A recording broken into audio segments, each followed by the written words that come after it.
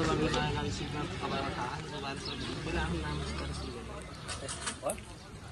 नमस्कार, म अमृत लम्सा र यातायात व्यवस्थापन कार्यालय सचापो कास्कीले विगतमा सञ्चालन गरे जस्तै गरेर पछिल्लो समयमा फेरि 2019 मोडलको गाडीले ट्रायल दिइरहेको क्रममा अहिले फेरि नयाँ सूचना 2005 वर्षभन्दा पुरानो गाडीले सवारी प्रशिक्षण गराउन अथवा जाँच लिनको लागि चाहिँ नदिने भएको कारणले अथवा त्यो मोडल पुरानो भएको कारणले गर्दा आजको मितिबाट 2011 महिना 28 गतेका दिनबाट चाहिँ नयाँ सवारी साधन 5 वर्षभन्दा नयाँ बनाउँ सवारी साधनले ट्रायल दिने व्यवस्था अन्तर्गत सूचना जारी भएको थियो। सूचना जारी भएको सूचीकृत भएका सूचनामा आधारित सम्बन्धित रहेर सूचीकृत भएका 7वटा व्यवसायी अथवा 7वटा कम्पनी अन्तर्गत यी गाडी चाहिँ प्रशिक्षण गराउन पनि सकिन्छ, प्रशिक्षार्थीहरूलाई पनि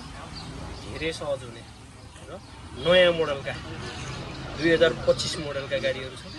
2025 मोडलका गाडीले प्रशिक्षार्थीले ट्रायल दिन पाउने अवसर जुरेको छ अहिले जसलाई यातायात कार्यालय र यो गाडीमा चाहिँ तपाईँहरूको अरूको गाडीको तुलनामा टर्निङ पोइन्ट एकदम धेरै भएको कारणले गर्दा सहज हुनेछ र यो गाडीको लम्बाइ चौडाइ अरूको तुलनामा केही कम भएको कारणले गर्दा चाहिँ विद्यार्थीले ठुलो लाभ पाउने आश गरेका छन्।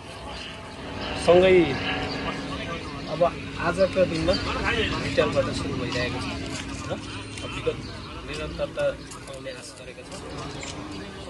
अब विद्यार्थीले अब त्यो पैसा त अब फेरि तोकेको भए हजुर तपाईँहरूले कति लिनुहुन्छ त्यो भन्नुहोस् न। अब सूचनामा आधारित रहेर उहाँहरू यातायात व्यवस्थापन कार्यालय सचाप कास्कीले 30 रुपियाँभन्दा बढी लिन नपाउने 30 रुपियाँमा आइदिन सक्ने कम्पनी चाहिँ सूचीकृत हुन आइदिनु होला भनेर विज्ञापन गरेको अन्तर्गत हामी चाहिँ 7वटा कम्पनी चाहिँ सूचीकृत हुन आइसकेको छ। विद्यार्थी र स्कुटरको फ्री होइन, शुल्क लाग्ने छैन, निःशुल्क हुनेछ।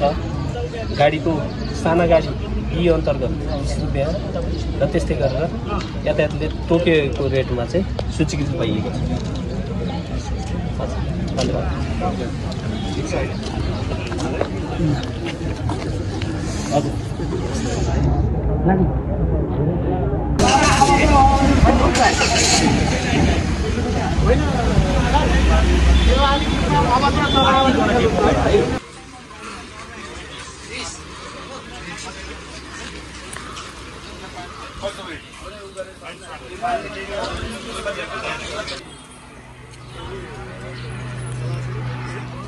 हजुर उसो मारुति जस्तै हो।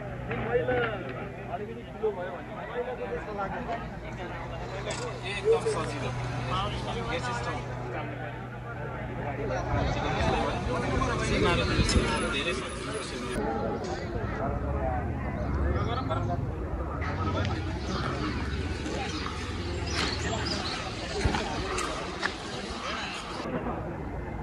निस्कम नै अब